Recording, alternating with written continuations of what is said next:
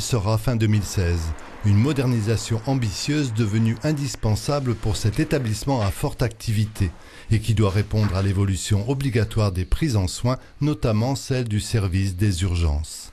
On a 28 000 passages aux urgences aujourd'hui, dans un service qui n'est absolument pas adapté à accueillir tant de patients.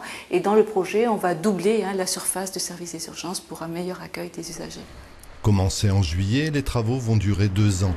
Restructuration d'un côté et construction d'un autre. Exemple, un nouveau plateau technique, hôpital de jour, bloc opératoire, maternité. Une rénovation presque totale restera de l'ancien que le porche d'entrée. La façade appelle bien les patients et le public vers l'hôpital, vers le hall d'entrée, rappel de l'histoire reprenant le fronton de l'ancien hôpital. Et l'intérieur sera avec des teintes actuelles.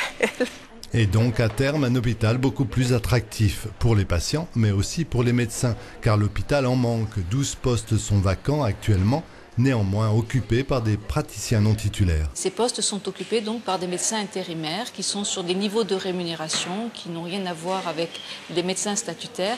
Et effectivement, c'est un coût très important. Pour l'hôpital de Bergerac, c'est environ 2 millions d'euros par an.